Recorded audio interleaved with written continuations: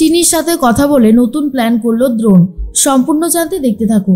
গল্পের শুরুতেই দেখা যায় দ্রোণ তো মনে মনে ভাবে চিনি বেঁচে আছে, চিনিকে বেঁচে থাকতেই হবে, চিনির মতন মেয়েরা কখনো শেষ হতে পারে না। আমি খুব ভালো মতন জানি চিনি বেঁচে আছে।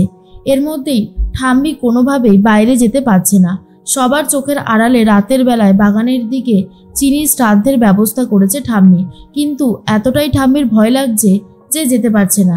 অন্যদিকে সুনয়নী বলে, এতক্ষণ হয়ে গেল, মা এখনো আসছে না, কি যে করি বুঝতেই পারছি না। তার মধ্যেই দ্রোণ আর ছোটকা সেই যে ফোন নাম্বারটা থেকে ফোন এসেছিল সেই ফোন নাম্বারে ফোন ব্যাক করেছে। সেখানে যে নার্স ছিল সে ফোনটা ধরেছে আর বলে, কি ব্যাপার, কথা বলছেন না কেন, কে বলছেন? তখনই দ্রোণ বলে, আমি পেশেন্টের বাড়ি থেকে বলছি, চিন্ময়ী চৌধুরী কেমন আছে? তার মধ্যেই নার্স তখন বলে, চিন্ময়ী চৌধুরী?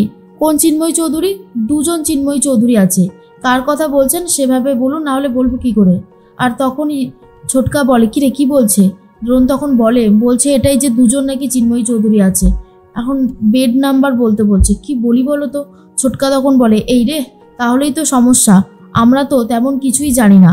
দ্রোণ তখন বলে, হ্যাঁ সেটাই তো ভাবছি যে তাহলে কি বলবো। এর মধ্যেই নার্স বলে, কি হলো, কথা বলছে না কেন? দ্রোণ তখন ফোনটা রেখে দেয়। ছোটকা বলে, তার মানে আমাদের চিন্ময়ী আমাদের চিনি বেঁচে আছে দ্রোণ? দ্রোণ তখন বলে, চিনিকে যে বেঁচে থাকতেই হতো ছোটকা, চিনির যে কোনো ক্ষতি হতে পারে না, কারণ আমি চিনির কোনো ক্ষতি হতে দেব না। আমি চিনির সাথে থাকতে পারিনি ঠিকই, কিন্তু চিনির এই বিপদের দিনে আমি সবসময় চিনির পাশে থাকতে চাই। কালকেই আমরা ওই হসপিটালে যাব আর সেখান থেকে গিয়ে আমরা চিনিকে উদ্ধার করে নিয়ে আসবো। আর তখনই দ্রোণ বলে, তাহলে তো খুব ভালোই হয়। এর মধ্যেই দেখা যায় সুনয়নী বলতে থাকে, মা তো এখনো আসলো না, কি যে করি কিছুই বুঝতে পারছি না, আচ্ছা দেখছি কি করা যায়। এর মধ্যে আলাপি চলে এসেছে। যেহেতু আলাপি ঘোমটা দেওয়া রয়েছে তাই প্রথমে চিনতে পারিনি সুনয়নী। আর ঠিক সেই মুহূর্তেই ঠাকুরমশাই চিনির শ্রাদ্ধের ব্যবস্থা করে ফেলেছিল আর চিনির ছবিটা তুলে নেয়। ঠাকুরমশাই বলে, এ কি, শ্রাদ্ধের জন্য সব আয়োজন করেছি, আপনি ব্যক্তি ছবিটাই তুলে নিলেন, দিন বলছি। আর তখন ঠাম্মি কিছুতেই আসতে পারছে না। আর আলাপি তখন বলে, এই ছবি যে দেওয়া যাবে না ঠাকুরমশাই। তখনই সুনয়নী ভয় পেয়ে যায়। আর যখনই আলাপের মুখটা দেখে সুনয়নী অজ্ঞান হয়ে পড়ে গিয়ে চিৎকার করতে থাকে।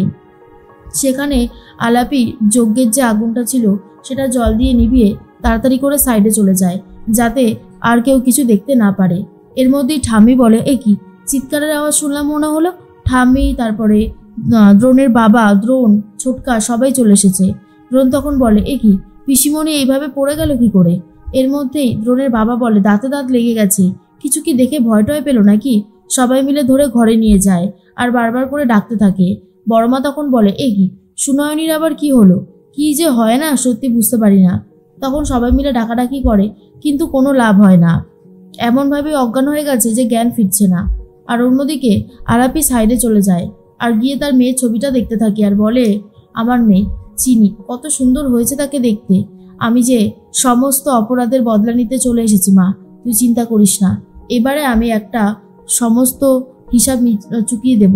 আর তার মধ্যেই ফোন করেছে ডাক্তারবাবুকে আর বলে, ডাক্তারবাবু আমি এখানে চলে এসেছি, এসেই আমার মেয়ের যে শ্রাদ্ধ হচ্ছিল সেটা আটকে দিয়েছি।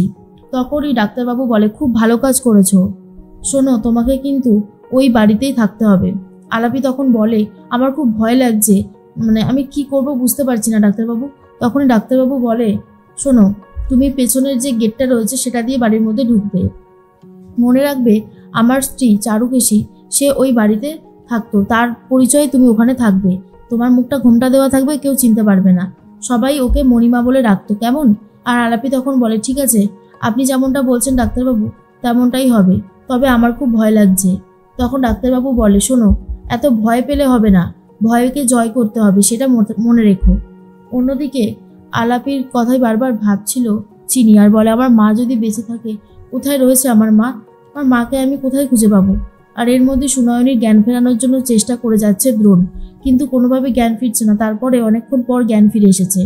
ঠাম্মি তখন বলে, কিরে তুই এইভাবে অজ্ঞান হয়ে গেলি কি করে বলতো? তখনই সুনয়নী বলে, মা আমি না চিনিকে দেখেছি, চিনি না বেঁচে আছে আবার বেঁচে নেই। ঠাম্মি তখন বলে, তোর কি মতিভ্রম হয়েছে নাকি? কি বলছিস আর কেনই বা এগুলো বলছিস?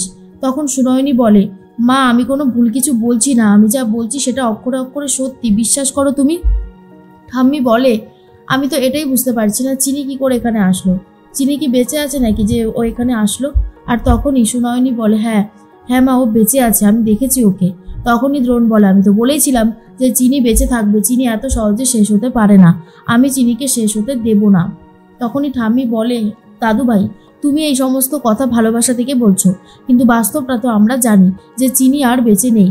তুমি এই কথাটা মানো বা না মানো, এটাই সত্যি। দ্রোণ তখন বলে, সে তুমি যাই বলো না কেন ঠাম্মি, আমি সত্যিটা জানি, আর জানি বলেই এতবার করে বলছি চিনি বেঁচে আছে। তার মধ্যেই সুনয়নী বলে, কিন্তু আমি যাকে দেখলাম সে চিনিও না, আবার চিনিটা কি করে হতে পারে।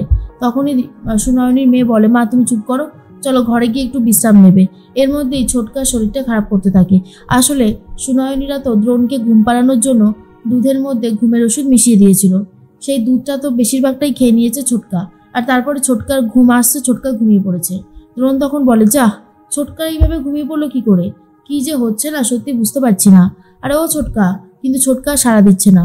ঠাম্মি তখন বলে, এই বাড়িতে পরিবেশটাই যেন কেমন পাল্টে গেল, সব কিছুই কেমন যেন চেঞ্জ হয়ে গেছে। চিনিটা মরে গিয়েও আমাকে শান্তিতে থাকতে দিচ্ছে না, মাঝে মধ্যে এত রাগ হচ্ছে, সেটা আর আমি কাকে কি করে বোঝাবো।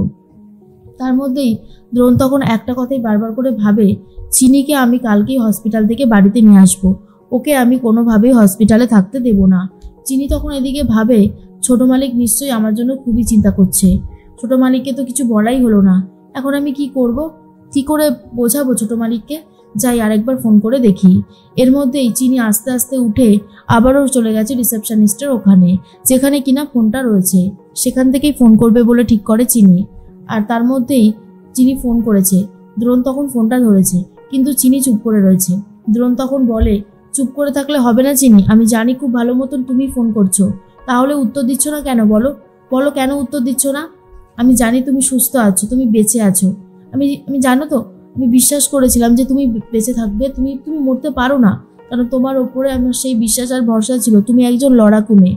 অন্যদিকে আলাপি তো চলে গেছে বড়মার ঘরে। বড়মা তখন বলে, কে তুমি, তোমার মুখটা দেখি। আর যখনই ঘোমটাটা তুলেছে তখনই ভেবেছে চিনি। বড়মা তখন বলে, এ কি চিনি, তুমি এইভাবে বয়স্কদের সাজ সেজেছো কেন, কি হয়েছে বলো তো তোমার, তুমি ঠিক আছো তো। আলাপি বলে, আমি আলাপি, আমি চিনি নই। আর এটা শুনেই তো বড়মা ভয় পেয়ে যায় আর বলে, কি বলছো কি, তুমি আলাপি, এটা কি করে সম্ভব, আলাপি তো শেষ হয়ে গিয়েছিল। আর এর মধ্যেই দ্রোণ তখন বলে, তুমি ভয় পেও না চিনি, আমি কালকে ছোটকাকে গিয়ে বলবো, আর তোমাকে আমি আর ছোটকা নিয়ে আসবো, তুমি একদম ভেবো না, ছোটকা এখন রাতে ঘুমিয়ে পড়েছে, কাল সকালের আগে উঠবে বলে মনে হয় না, তাই কাল সকালে আমি তোমাকে গিয়ে নিয়ে আসবো আর ঠাম্মির মুখোশ খুলে দেবো।